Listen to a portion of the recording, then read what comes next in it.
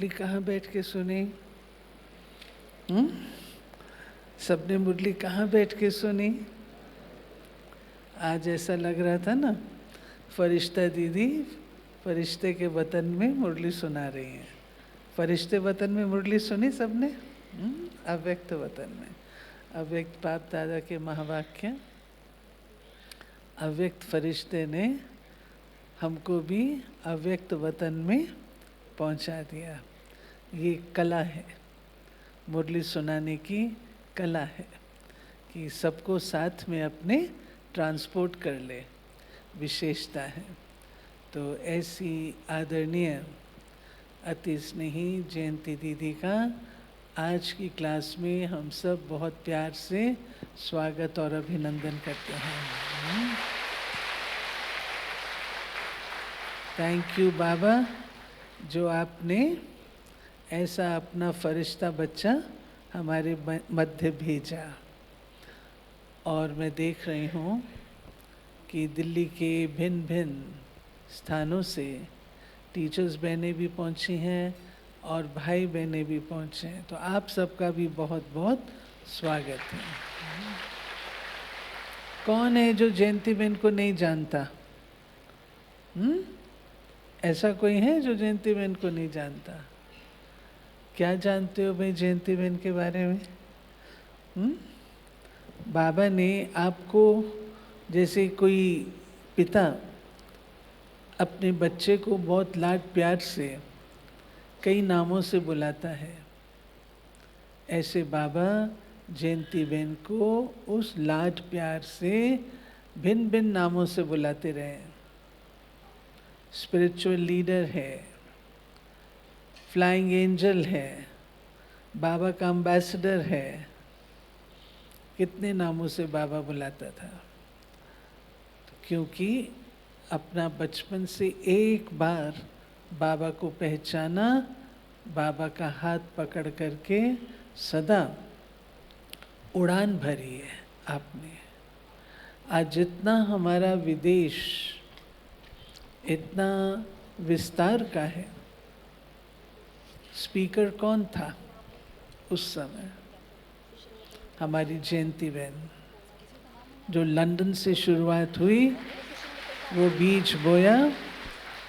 तो कितने देशों में आपने बीज बोया है? लंदन में तो है ही वीआईपी सेवा जो आज बाबा ने कही है, उसका बीज भी आपने बोया है। जो आज अमेरिका में हम इतना विस्तार देख रहे हैं, उसका जो बीज है वो गयाना में बोया गया अंकल स्टीव के द्वारा।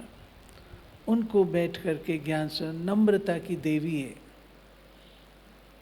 ह्यूमिलिटी, इनोसेंट, प्योरिटी, अपनी उस गुणों और शक्तियों को बहुत नम्रता पूर्वक आपने यूज़ किया।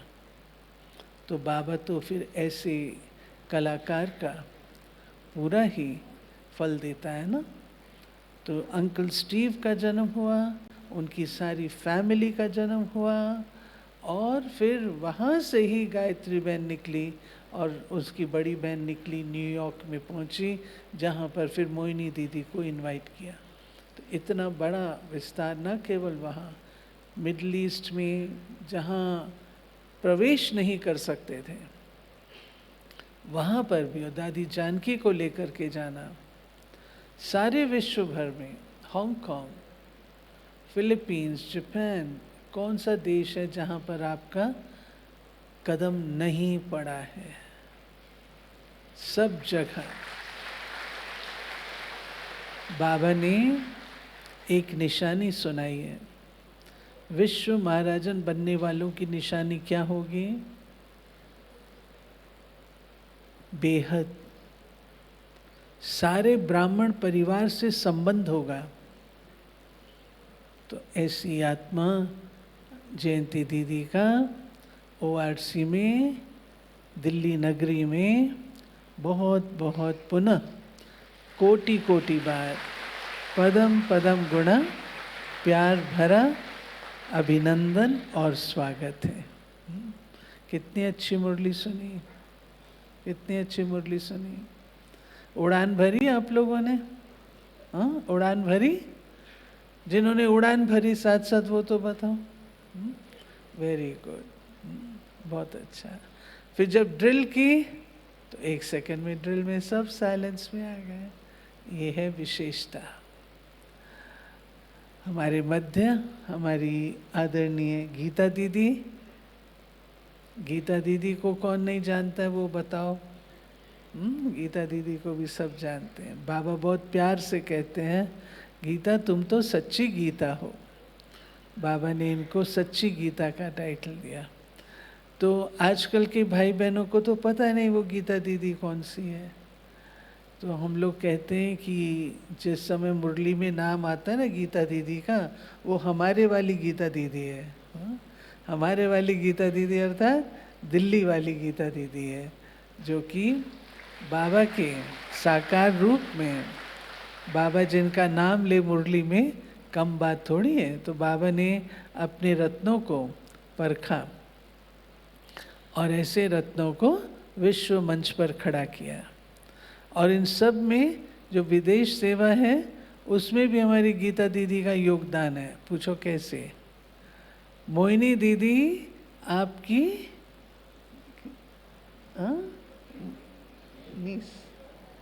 भाभी, मोहिनी दीदी की आप भाभी हैं। गीता दीदी, मोहिनी दीदी नंद है और ये भाभी है।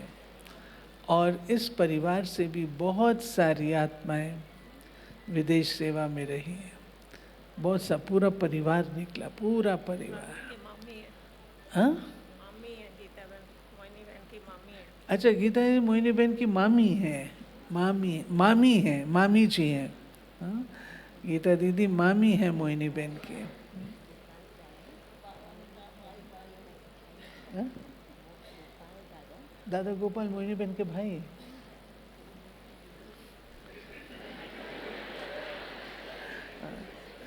ओके, गीता दीदी बता दो आप कौन हो?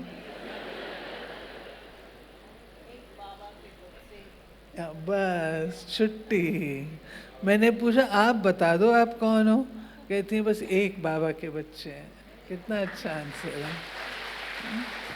बाबा तो कहता है ये सब भूलना है, ये सब भूलना है, तो कहती हैं बस एक बाबा के बच्चे हैं। बहुत सुंदर। अभी जयंती दीदी क्लास भी कराएंगे, आप सब बैठे रहेंगे, अभी क्लास चालू है। पदम सरोवर के प्रांगण में हमारी जयंती दीदी का पदम पदम गुना स्वागत है। और इसी स्वागत की श्रृंखला को आगे बढ़ाते हुए मैं रिक्वेस्ट करना चाहूँगी हमारे कुछ विशेष ब्राह्मण भाई बहनों से कि दीदी का बुके से वेलकम करेंगे। सर्वप्रथम समीर भाई से मैं अनुरोध करूँगी कि हमारी एंजल दीदी का एंजल के द्वारा स्वागत करेंगे। दिनेश भाई सन सिटी से, सुधीर भाई सेक्टर 56, सिंगला जी और उनकी युगल सन सिटी से, जो आप आए, सुरेंद्र भाई बहादुरगढ़, खातिर हमारे दूर से चल के जो आप आए, स्वागत है दिल से आपका, स्वागत है दिल से आपका, तशरीफ आप लाए, स्वागत है दिल से आपका, तशरीफ आप लाए, खातिर हमारे दूर से। सिंगला जी और उनके युगल,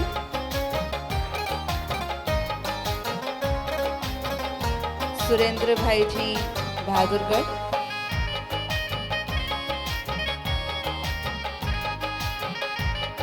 शोभित मेहरोत्रा भाई और अंजू बहन, खुशियाँ बिखेर दी है यहाँ आपने तो आकर, गीता बहन गाजियाबाद, सुमन बहन,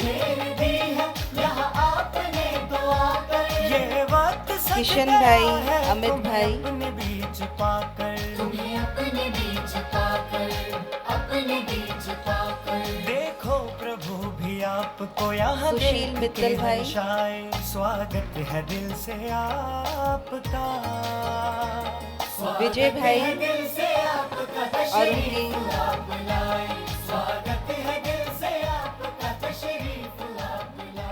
सुमन बहन, और इसके पश्चात हम अनुरोध करेंगे आदरणीय जयंती दीदी जी से कि हमें इतनी सुंदर आपने मुरली सुनाई। बाबा की ही मुरली थी, परंतु हर एक आत्मा की अपनी एक विशेषता होती है कि जब वो सुनाते हैं तो हमारे को साथ साथ धारणा होती चली जाती है। ऐसी धारणा मूर्त आत्मा हमारे सामने बैठे हैं और हमारे को एक बहुत अच्छा क्लास भी अभी कराएंगे आदरणीय जयंती दीदी जी। एक बात मैं बताना चाहूँगी, शायद आपको पता है या नहीं, हमारी जयंती दीदी अपना ईश्वरीय विश्वविद्यालय की, हमारी ईश्वरीय विश्वविद्यालय का जो फर्स्ट वो है चीफ है हमारी दादी रतन मोहिनी। सबको पता है ना, हमारी ईश्वरीय विश्वविद्यालय की चीफ है दादी रतन मोहिनी। उसके बाद एडिशनल चीफ है, तो एडिशनल चीफ हैं हमारी आदरणीय जयंती दीदी और आदरणीय मोहिनी दीदी जो न्यूयॉर्क की, दोनों हमारी एडिशनल चीफ हैं। और दिल्ली में आपका इस रूप से पहली बार आना हुआ है, ORC में पहली बार आप एडिशनल चीफ के रूप से पधारी हैं, तो एक बार जोरदार तालियों से स्वागत करेंगे।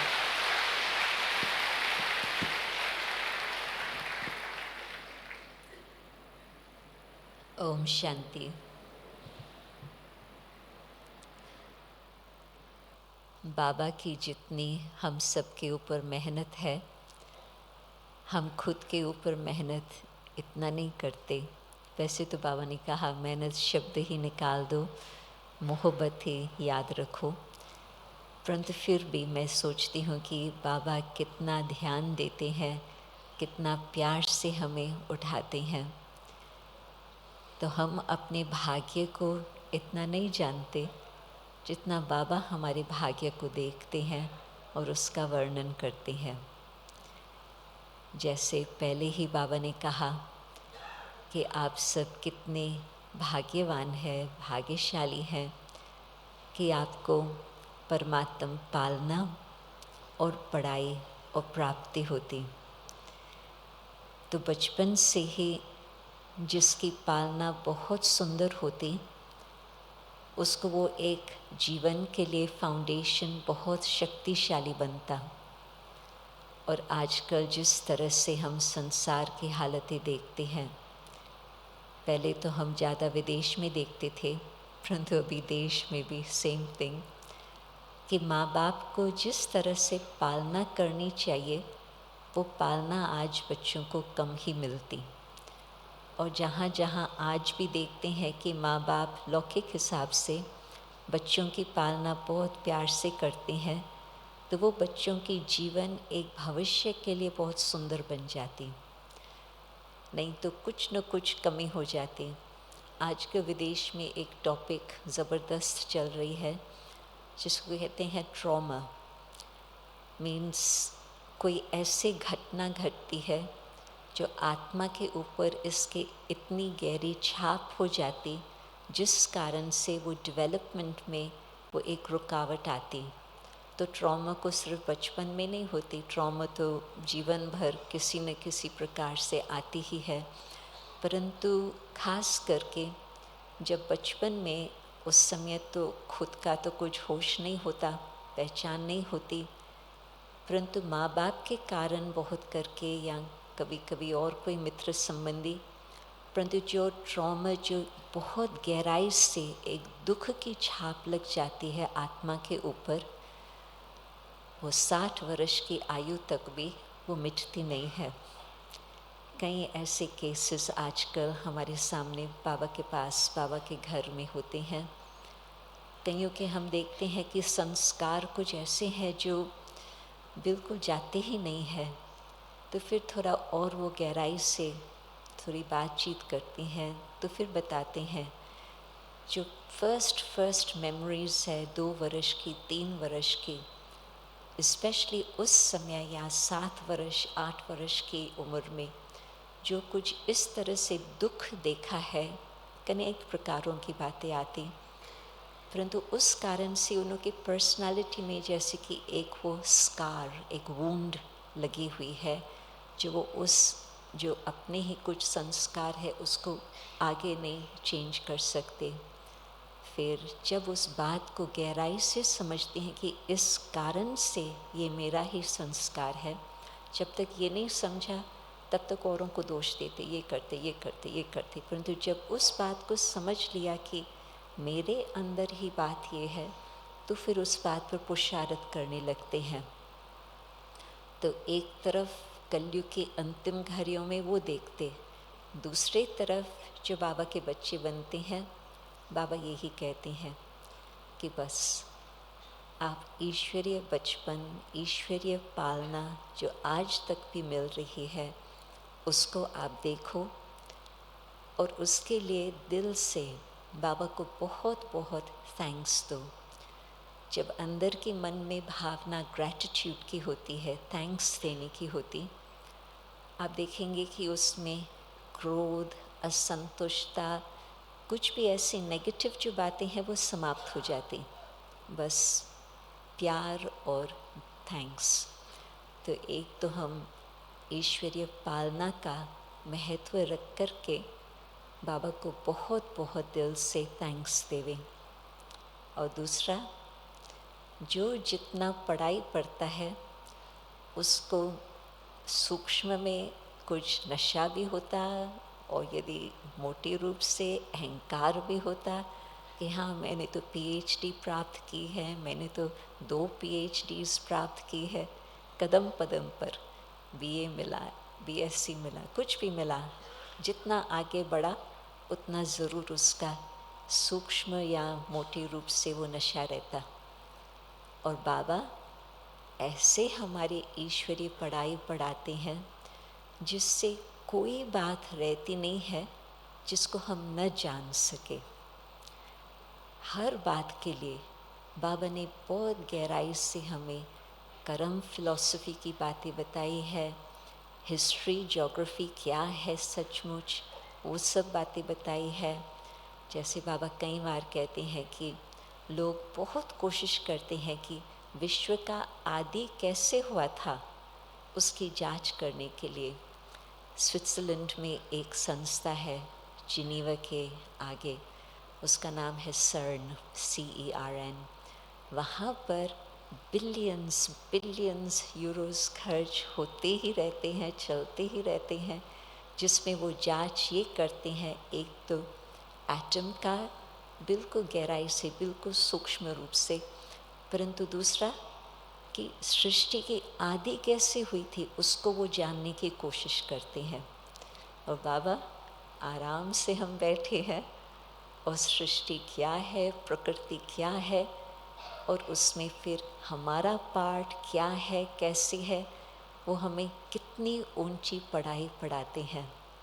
हर रोज़ की मुरली आप सोचो। एक दिन किसी बहन ने मुझे बताया कि उसके जॉब पर, वो मेडिकल फील्ड में है, और उसके जॉब पर उनको हर साल भेजा जाता है जिसमें वो स्वमान, सेल्फ इस्टीम की बातें सीखते हैं। तो कहती है कि यहाँ तो हमारी जो बॉस है, वो गवर्नमेंट है, वो पे करती है, परंतु हर सेल्फ इस्टीम कोर्स का कितना वो पाउंड्स खर्च करते हैं। और यहाँ बाबा हर एक मुरली में स्वमान की बातें हमें कितनी बताते हैं। अव्यक्त मुरली में तो बताते ही हैं, परंतु साकार मुरली में भी बाबा जो हमें त्रिनेत्री, त्रिकालदर्शी, आपको सब 3 लोकों की जानकारी है, सृष्टि के आदि मध्य अंत की जानकारी है, आप स्वदर्शन चक्रधारी हो। बाबा के हर साकार मुरली में भी अनेक अनेक बाबा हमें टाइटल्स देते हैं। तो कितनी ऊंची पढ़ाई है जिसमें सदा ही हमारा स्वमान बना रहे। तो आप सोचो कि स्वमान की स्थिति जब थोड़ी सी भी कम होती है तो उसमें खूब सारा नुकसान हो जाता, क्योंकि फिर मन कभी भी संतुष्ट नहीं रहता। जब स्वमान नहीं है तो मन ज़्यादा ही कहेगा ये भी चाहिए, वो भी चाहिए, वो भी चाहिए, औरों का रिगार्ड चाहिए, उन्होंने क्यों नहीं मुझे ये दिया, अनेक और फालतू बातें चलती। और जहाँ स्वमान है वहाँ आत्मा तृप्त है, संतुष्ट है, और कोई देता है नहीं देता है उसका मतलब नहीं है। जैसे आज बाबा कहते थे, आत्मा भरपूर है तो फिर बस मास्टर दाता है, जो मेरे पास है वो देते जाएं। और जिन्होंने बाबा की इस प्रकार की पालना ली है, इस प्रकार की पढ़ाई की है, वो आत्माएं अवश्य ही अपने को बहुत भरपूर महसूस करती। और सचमुच ही संकल्प आता है, जितना हमें मिला है उतना हम औरों को देवें, वो कम ही होगा, क्योंकि जितना बाबा ने दिया है उसका हम इतना रिटर्न तो दे नहीं पाते हैं। परंतु पढ़ाई इतनी ऊंची है, इतना श्रेष्ठ बाबा हमें बना रहे हैं, हम अपने को उस स्वमान की स्थिति में रखें, उस नशे की स्थिति में रखें, तो फिर तो ज्वाला रूपी योग बहुत सहज हो जाता। क्योंकि बाबा की लगन में, उस प्यार में बस वो अग्नि के रूप में वो योग लगता है।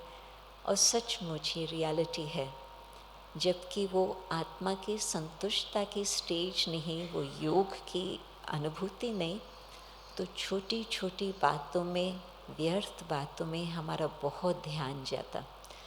और हाँ, कहाँ कहाँ हम कहेंगे छोटी बात है, परंतु फिर उसमें समय देना पड़ता है। परंतु उसमें भी आप सोचो कि जब छोटी बातें इकट्ठी हो जाती है तो बहुत घमसान हो जाता। इसका संस्कार, उसका संस्कार, सच क्या है, झूठ क्या है, कुछ पता ही नहीं चलता, क्योंकि इतनी मिक्सचर की बातें आ जाती। परंतु हमारी स्थिति ऊंची स्थिति है, तो हम उन्हों के संस्कारों की बातों को नहीं देखते, परंतु ये सोचते कि इन सभी आत्माओं की उन्नति कैसे हो सकती।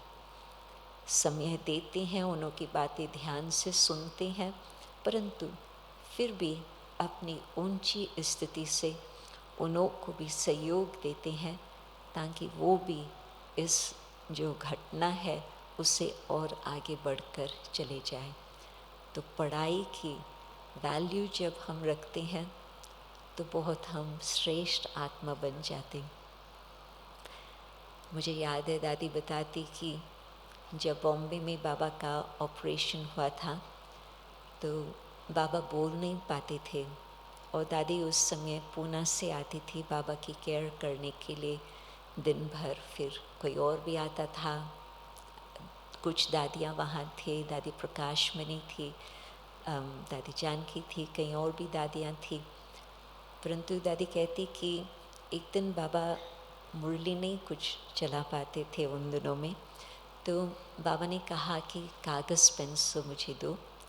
तो दादी ने दिया, तो बाबा अपनी भाषा में, सिंधी भाषा में सारी मुरली बैठ करके लिखी। और बाबा ने कहा कि कभी कभी बच्चों को इतना कदर नहीं है मुरली का जितना बाबा को है। बाबा जानते हैं कि शिव बाबा दूर से आते हैं और किसी न किसी तरह से बच्चों तक ये मुरली पहुँचे ज़रूर। तो बाबा बैठ करके 18 पेज लिखा उस समय मुरली का, कि बच्चों को मुरली मिले। बाबा इतना दूर से आते, बाबा को मुरली के लिए इतना कदर है। तो जब हम ये बातें सोचते हैं कि बाबा कितना हमें प्यार करके मुरली के द्वारा पढ़ाते हैं, तो मन पिघल जाता और हम सोचते हैं कि हम भी मुरली को इतना प्यार से एक एक बाबा के शब्द, एक एक बाबा के महावाक्य दिल में संभाल के रखें। और फिर सतगुरु द्वारा प्राप्ति। एक बारी दादी गुलजार पेरिस में थी, 2010 करीब उस समय की बात है, क्योंकि दादी ने उस समय मुझे बुला करके पूछा था, आप मुझे बताओ कि इस यूरोप मिडल ईस्ट रीजन में कहाँ कहाँ दादी अब तक नहीं गई है। तो दादी को बताया कई देश थे, और उसमें फिर ड्रामा ऐसा बन गया जो पहले 4 देशों में मिडिल ईस्ट में दादी गई, और उसमें भी वंडरफुल बात ये थी कि लेबनान का जो प्राइम मिनिस्टर था वो उस समय बहुत व्यस्त था। वो जो दादी का बहरीन में प्रोग्राम था उसमें नहीं पहुंच पाता था, तो उसने अपना प्राइवेट एरोप्लेन दादी को दिया कि आप कैसे भी करके मेरे पास आओ, और वो प्लेन फिर दादी को वापस बहरीन में लेके गया। परंतु फिर 5 देश यूरोप के एक वर्ष में, दूसरे वर्ष में 5 देश और। दादी उस उम्र में इतनी फास्ट ट्रैवलिंग की, 2 सप्ताह के अंदर 5 देश। आप कर सकते यंग आयु में भी। परंतु क्यों मैं कहानी ये याद करती हूँ, क्योंकि पेरिस में बड़ा विदेश के हिसाब से बड़ा संगठन था, 400 ब्राह्मणों का रिट्रीट थी। तो उसमें एक ने दादी को कहा कि साकार बाबा के जो पालना थी वो तो विशेष आत्माओं को प्राप्त हुई, फिर अव्यक्त बाबा ने भी कितना समय तक एक एक को अलग अलग वरदान दिए, और जब से हम आए हैं वो पर्सनल मुलाकात का पाठ पूरा हो गया। हमको अब वरदान कैसे मिल सकते? क्या आप बाबा को यहाँ बुला सकते? तो फिर हम जो यहाँ बैठे हैं, हम 400 आत्माएं, हमको तो वो वरदान फिर से मिले।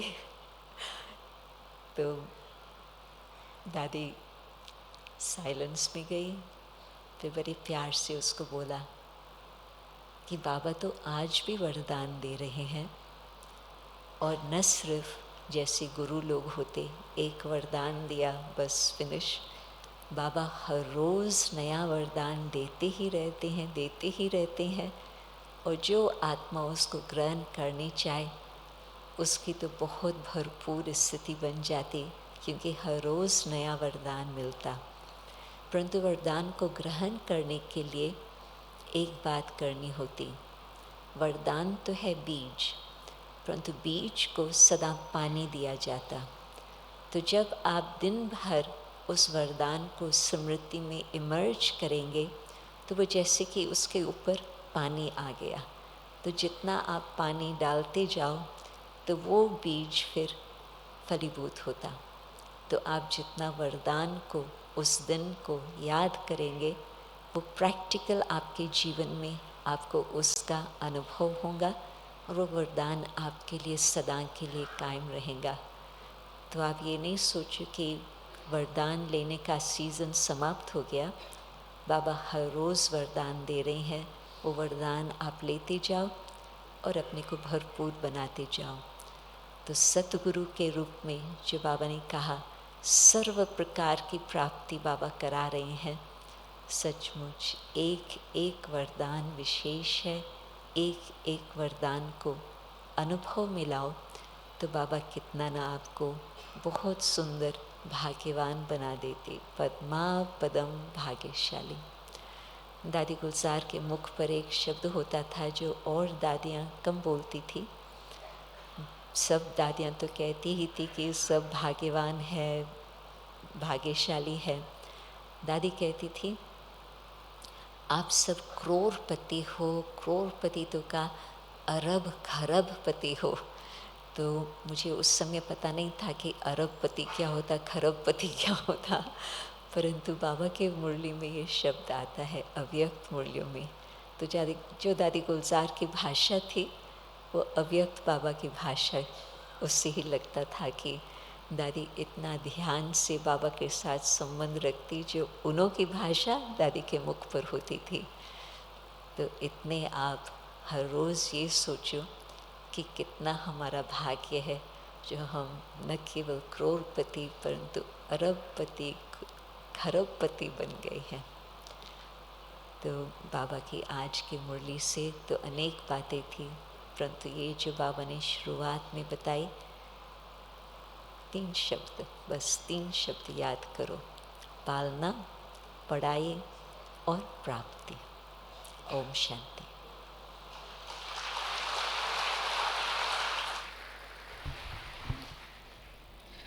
हमारे दीदी का बहुत बहुत बहुत स्वागत है। एक बार ज़ोर से ताली बजाइए। ये एक्चुअली ताली नहीं है, लेकिन हमारे दिल के उद्गार हैं जो कि दीदी के लिए है कि आप इतने निर्माणचित हैं और उस निर्माणता से आपने हमारे बीच में इतनी सरल बातें रखी जिसको हम अपने जीवन में आसानी से धारण कर सकते हैं। और दादी जानकी का आपको सानिध्य मिला, उनके साथ के भी आपने हमारे को अनुभव सुनाए जो कि हम सब के लिए बहुत ज़्यादा प्रेरणा स्रोत हैं। अभी मैं रिक्वेस्ट करना चाहूँगी, हमारे साथ आज हमारे गेस्ट भी मौजूद हैं, प्रोफेसर चेतन सोलंकी जी। मैं आपसे रिक्वेस्ट करना चाहूँगी आप प्लीज़ स्टेज पर आएंगे। प्रोफेसर चेतन सोलंकी, प्रोफेसर चेतन सोलंकी जी का मैं परिचय देना चाहूँगी। आपने आईआईटी बॉम्बे से अपनी एजुकेशन कंप्लीट किया। आपने 8 बुक्स लिखी हैं सोलार के ऊपर। आपको ग्लोबल ग्रांट प्राइज़ से भी सम्मानित किया गया। आपको 3 गिनीज बुक ऑफ रिकॉर्ड दिए गए हैं। आप ब्रांड एम्बेसडर हैं सोलार एनर्जी ऑफ एमपी में, और दुनिया में आपको सोलार मैन ऑफ इंडिया और सोलार गांधी जी के नाम से भी जाना जाता है। आज ऐसे श्रेष्ठ भाई हमारे बीच में हैं। मैं आपसे भी अनुरोध करूंगी, क्योंकि आपने इतना रिसर्च किया है, इतनी बुक्स लिखी हैं, इतने अवार्ड्स लिए हैं, आप हम सभी को बताएंगे कि कैसे हम इस एनर्जी को सेव कर सकते हैं। ब्रदर बैठिएगा। मैं गीता दीदी से भी रिक्वेस्ट करना चाहूँगी कि 2 मिनट पहले दीदी भी अपने ग्रीटिंग्स देंगे, उसके बाद सोलंकी भाई हमारे साथ अपना एक्सपीरियंस शेयर करेंगे how to save energy. Doctor Manoj Matnani ji को भी रिक्वेस्ट है, आप भी स्टेज पर आ जाएंगे। आप भी पूना से हैं और विहासा के साथ आप जुड़े हैं, आप चाइल्ड स्पेशलिस्ट डॉक्टर हैं, आपको भी रिक्वेस्ट है स्टेज पर आएंगे।